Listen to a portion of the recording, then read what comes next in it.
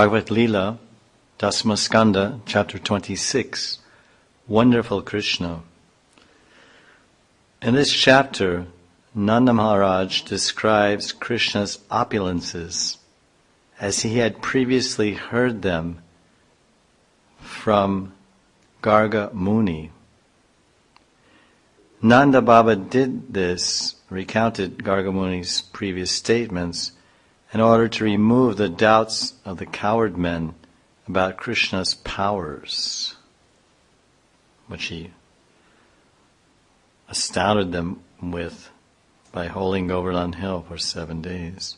Because all the Brajbasis were immersed in tasting the sweetness of Krishna while he lifted Govardhan Hill, the opportunity at that time to think about Krishna's astonishing power did not rise in front of all that Madhurya, sweet, intimate, confidential nectar they were relishing and directly associating and seeing and being with Krishna for 7 solid days. Afterwards, however, when all the Brajbasis returned to their homes, they all began to have a doubt. Thus they thought, now we have directly seen child Krishna lift Govardhan Hill, a massive mountain. And we remember how Krishna killed Putana and other demons, extinguished the forest fire, and so on. At that time, we thought that these extraordinary acts occurred because of a benediction from the Brahmanas, or because of Nanda Maharaj's great fortune, or that perhaps this boy, Nandalal, had achieved the mercy of Lord Narayan and was thus empowered by Narayan. But all these presumptions are false, because an ordinary 7-year-old boy could never hold up the king of mountains, Giriraj, for 7 whole days. Krishna is not a human being. He must be the Supreme Lord himself.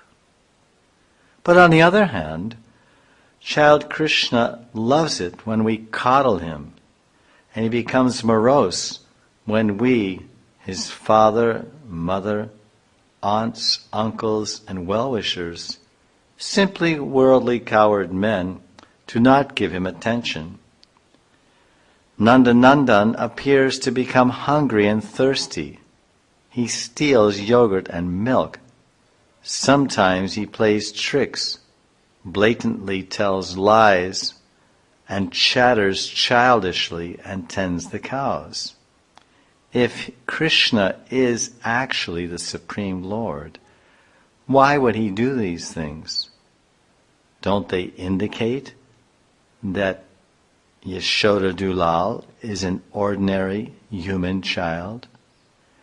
We are totally unable to establish the truth of Krishna's identity. Therefore, let us go and inquire from the highly intelligent king of Braj, Nanda Maharaj, and he shall free us from our doubts. Thinking thus, the cowherd men entered Nanda Maharaj's great assembly hall and questioned him, as described in the following verse. The cowherd men said, "Since this boy has performed such astonishing activities, he cannot be an ordinary boy, but he must be God. But if that is so, how could he be born in a cowherd family and become the object of criticism? Even the minor avatars are not born in such low family as ours. What to speak of the outstanding avatars?" At this time, Krishna was not present because he had gone to the forest for the day. The full expression of the feelings of the Brajbasis could take place only in Krishna's absence. Nanda Baba, if this child is not the Supreme Lord, how could he perform such astonishing feats?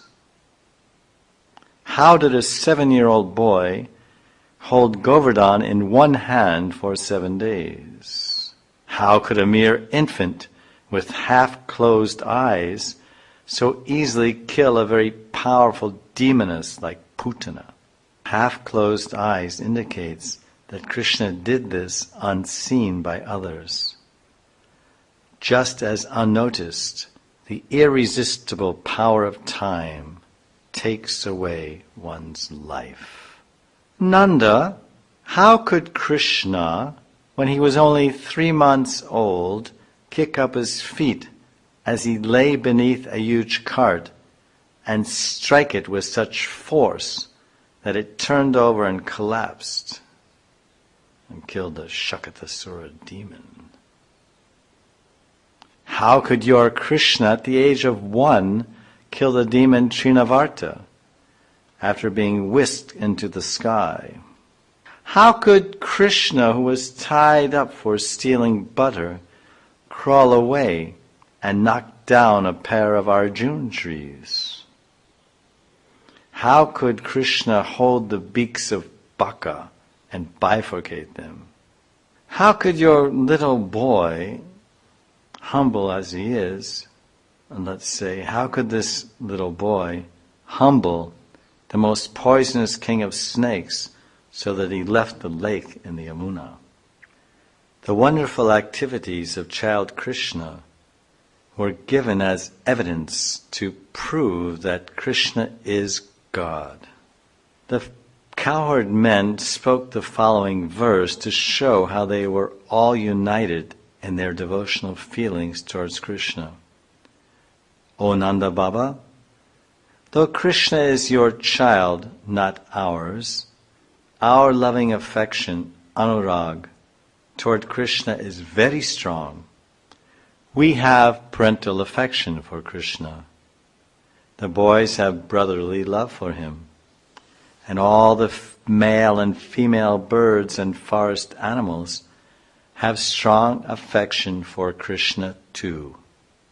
In all cases, that affection is increasing in newer ways at every moment. Our attraction is natural, and we cannot give it up.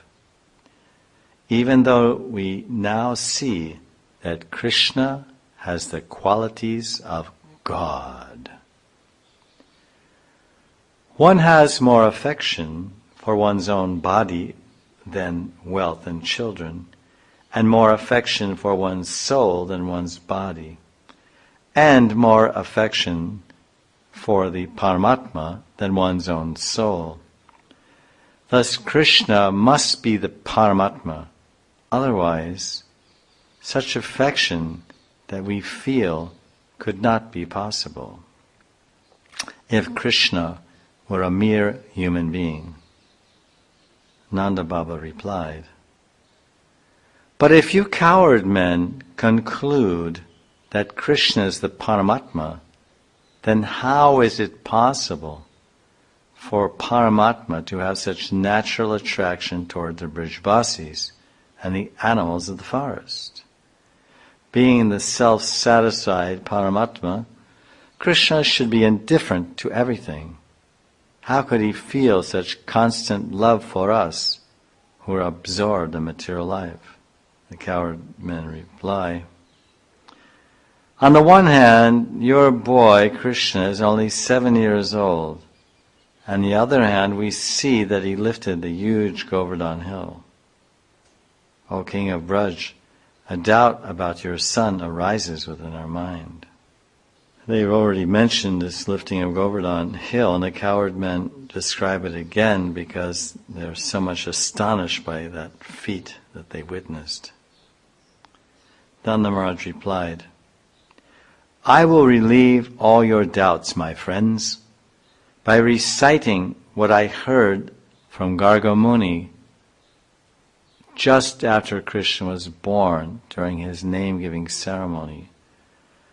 Due to my past pious activities, Lord Narayan has entered my son to mercifully deliver me from danger.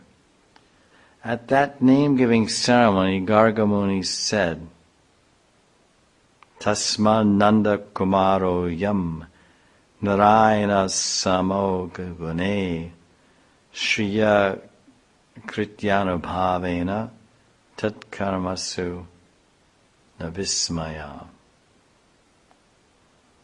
Garga Muni spoke to me at that time. He said, O Nanda Maharaj, this child of yours is as good as Narayan. In his transcendental activities, opulence, name, fame, and influence, your child Krishna is exactly like Narayan.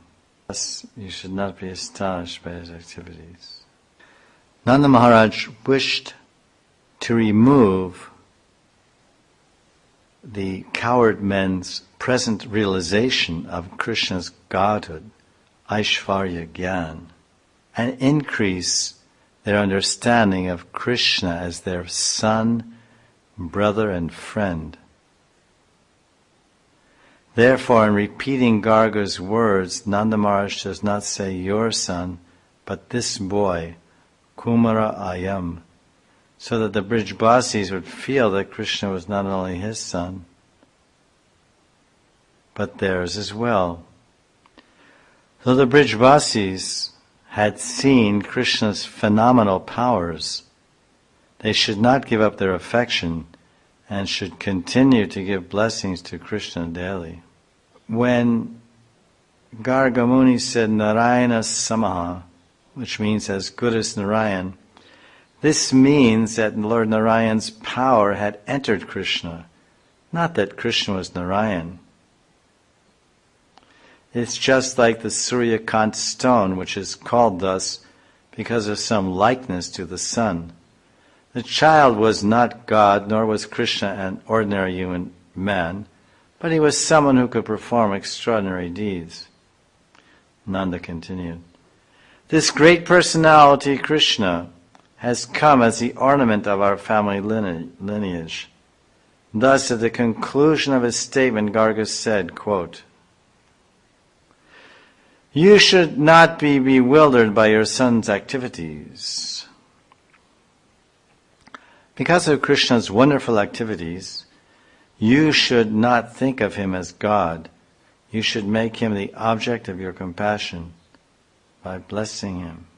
To live a long life, you should not be indifferent to him. Garga Muni at that time told me, protect your son well. Thus, by removing the bewilderment of the coward men, Nanda Baba removed their doubts.